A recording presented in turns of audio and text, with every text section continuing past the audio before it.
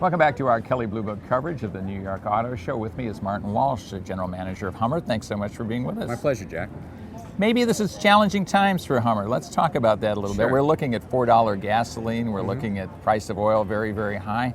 Tell us how Hummer relates to all that and what your plans are. Sure. Well, Hummer actually relates quite well in a competitive sense in that in terms of the actual cost of fueling the vehicle on the road, we're actually in the top quadrant of all the vehicles in our competitive set. And there's a couple of reasons why we're there.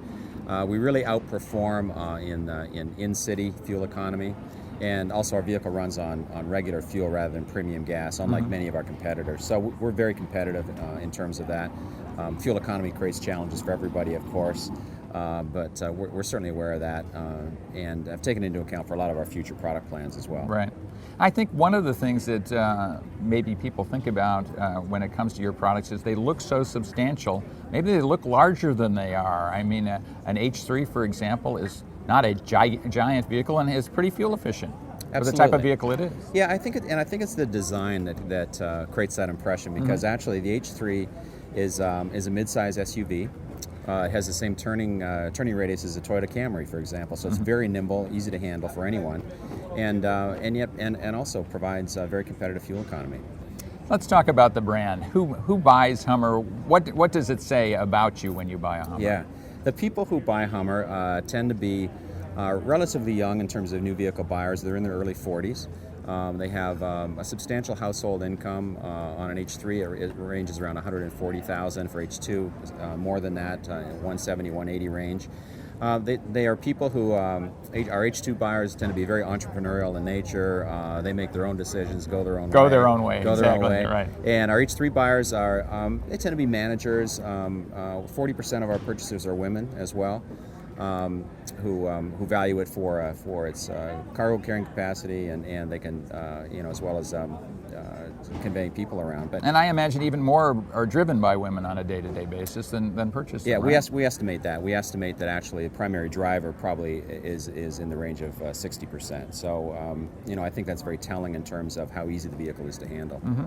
Tell us about your future plans. We're in front of a vehicle that is among the things that's coming from Hummer. Tell us about that. Yeah, this is the H3T. It's a pickup vehicle that will be made available starting in September. It'll appear on dealership lots. It's actually the best combination of all the capabilities that a Hummer has, along with all the utility that pickup has as well. It's a very substantial vehicle, as you can see. We've made no compromises either in terms of the capabilities of a Hummer or the towing and cargo carrying capacity of a pickup. And really, it's designed to be more of a lifestyle vehicle. I don't think we're going to see people, carrying gravel or 2x4s in the back of this. But what it will allow them to do is get to the best locations for fly fishing or rock climbing or wherever through the Hummer capabilities, and be able to take all their gear and their family with them. Let's talk about those capabilities. I went to an event that you guys sponsored in Durango, Colorado, and I was absolutely blown away by the capabilities of this vehicle. A lot of us see Hummers in urban environments, and we don't necessarily put the two together, but this is an incredibly capable off-road vehicle, isn't it? Yeah, it's very impressive, and that's also, it's important as well as being able to meet all the needs of a serious off-roader, as we proved to you in Durango. It also says to the consumer who may never take it off-road that this is a vehicle that you can rely on to get you through the worst weather, or to get a sick child to the hospital in an emergency, no matter what the conditions are outside. So it's a vehicle that you can rely on and feel safe about driving.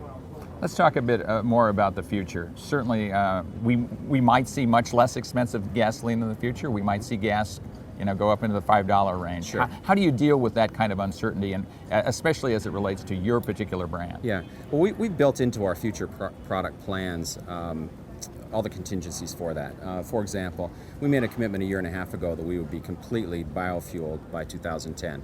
And we will deliver on that. In fact, this fall, all of our H2 vehicles will convert to E85 ethanol. They're capable of being fueled with gasoline as well as ethanol. The consumer has that choice to do that. Following a couple of years later, we'll do the same thing with the H3. I think more importantly, though, all of our future plans for vehicles will see us building smaller vehicles, more fuel-efficient vehicles, without giving up any of the off-road capabilities that Hummers are known for. That really is in your DNA from the get-go, and you can't turn your back on that, can you? No, we can, and that's been the key to our success, because it is in our DNA.